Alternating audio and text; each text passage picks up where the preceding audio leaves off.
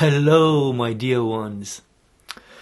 We are almost at Christmas, and I want to share with you something. You could call it a tool, you could call it a trick, you could call it whatever you wanted to call it. But there's a way in which I try to balance within myself the relationship between loving God and fearing God. And there's a reason why I want to address this with you today as we approach Christmas. In many ways it feels almost as if Christmas, the feast of the Nativity of the Lord, is a light feast. Amongst all the great feasts of the year, this seems to be the lightest, the one that's the most joyful, the one that's the most, easy to approach without fear. And there is something wrong in that, just as there is something wrong in the way in which we approach, the feast of Christ's crucifixion, for instance, on Holy Great Friday, with such tremendous fear and almost a distance between us and God, forgetting that this is the same God whom we celebrate at Christmas, whose birth we celebrate at Christmas. It is in fact this that I want to share with you, this way of remembering oneself as you approach Christmas, that the little babe in his mother's arms, the little babe that is born for our sake, is the same being, the same grown-up man who will be crucified for us on Holy Great Friday. And there is a way in which we must balance within ourselves the love and the instinctive desire to embrace and be embraced by this loving child, and also the fear, the paralyzing fear that we feel, or at least we should feel, in relation to the one who is crucified on a cross for our sakes because of our sinfulness. There's a way, actually St. John in the ladder, there's a way he speaks of where we have to grow into the discernment of when should we remind ourselves of God's love, and when should we keep before the eyes of our spirit God's punishment and His judgment. And it is in the way in which we learn to balance these things, in this discernment of what is more spiritually profitable for me at any given moment, to remind myself of God's righteousness and His judgment, or to remind myself of His eternal love and ability to forgive everything. It's in this discernment that our salvation is played out. The same God, the same dreadful, frightening, fearful being that has created heavens and earth, the same God who makes mountains shake, the same God who can make us be eternally or let us collapse into the nothingness of His forgetting about us. This same God is in that tiny little babe in His mother's loving embrace. And we should not allow ourselves to be so corrupted by this secular cute-seeing up of Christmas, where it's all about a young mother and his cute little child, and nothing beyond that.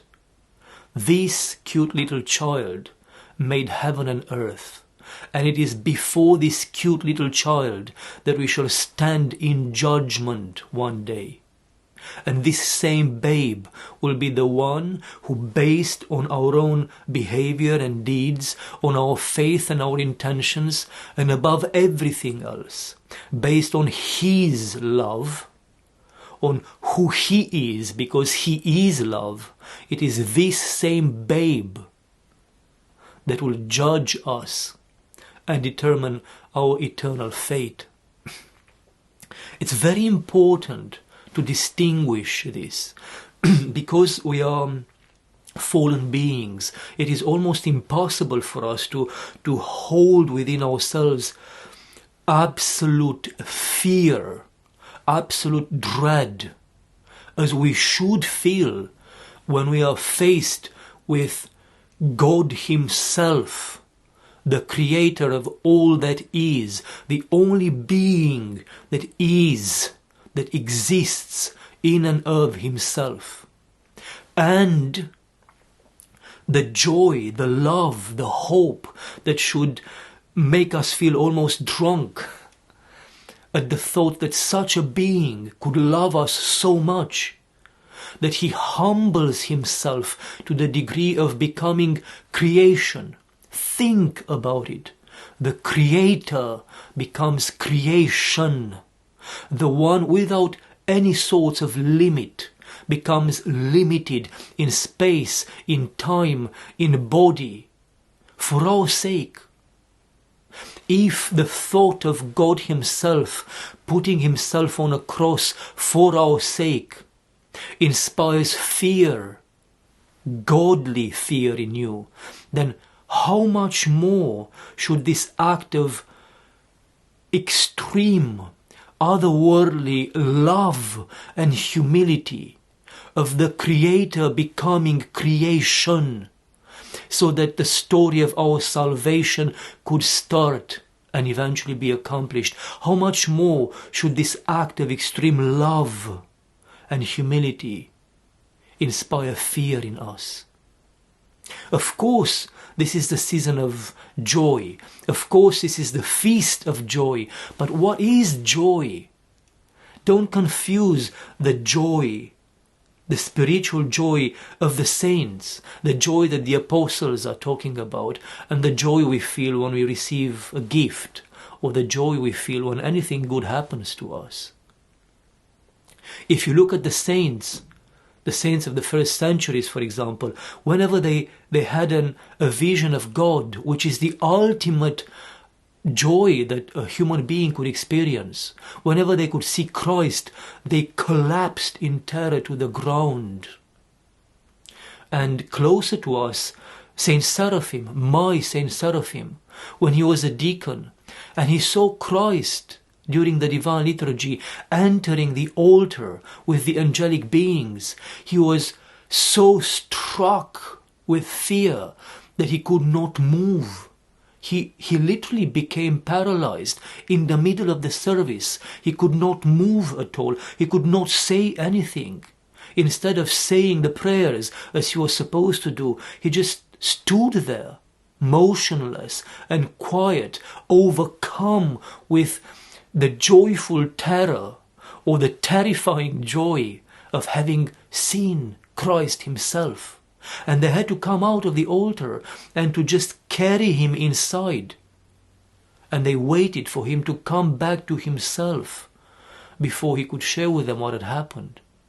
Or Saint Silouan, a contemporary saint of ours, Saint Silouan the Atenite, who speaks about experiencing God as being possessed by God, being possessed by such a being that, he says, had that experience been prolonged by a second more, I could not have survived it.